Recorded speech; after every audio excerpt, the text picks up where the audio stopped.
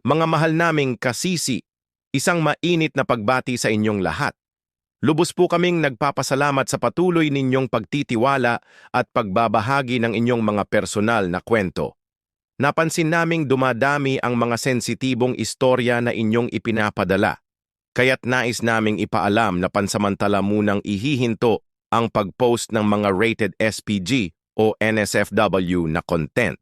Ito'y hindi dahil sa hindi namin kayo pinapakinggan, kundi para maprotektahan ang ating komunidad mula sa posibleng paglabag sa Facebook Content Policy. Ayaw po nating mawala ang espasyong ito na ating pinagsasaluhan.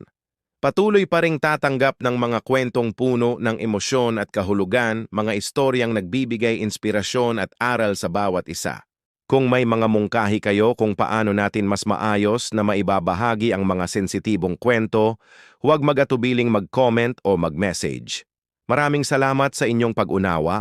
Patuloy lang po tayong magkwentuhan. I-click ang subscribe at notification bell para updated kayo sa mga susunod na kwento. Baka ikaw na ang susunod na bida.